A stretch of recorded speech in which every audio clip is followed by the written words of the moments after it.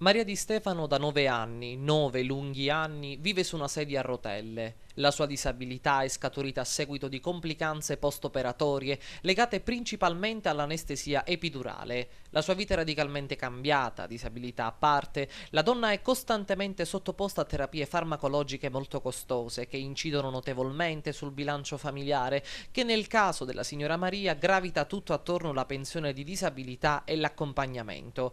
La donna ci ha contattato perché, dopo aver inviato numerose richieste per ricevere un sussidio per l'acquisto di una nuova sedia a rotelle, ad oggi nessuna risposta. La mia vita è cambiata da così a così.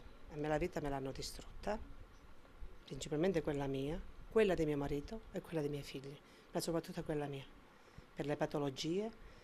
Non posso camminare, non posso fare più niente. Io vado avanti con la morfina ogni giorno, un gerotto messo e ogni 3 giorni la devo cambiare, risonanze in quantità, non vi dico quanta radiazione c'ho addosso.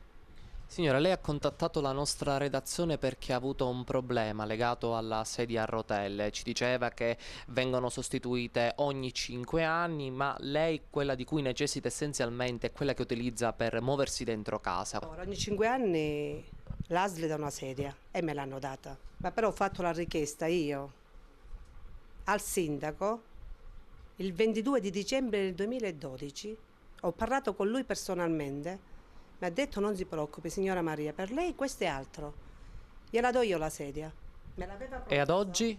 Fino ad oggi nessuna risposta. Quindi lei quello che chiede essenzialmente Una è... sedia per la casa, una sedia per la casa.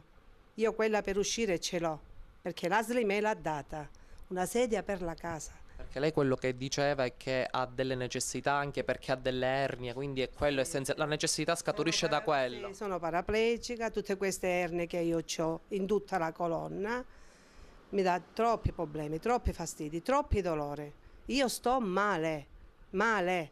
Io non posso stare sempre coricata per non poter stare su una sedia di gomma.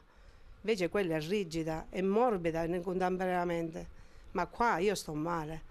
Qua deve essere una cosa fatta d'urgenza. La signora Maria Di Stefano non è nuova a queste battaglie. La donna ha avuto realizzato, dopo numerosi ostacoli, un ascensore che la collega da casa sua direttamente all'esterno, donandogli di fatto la libertà.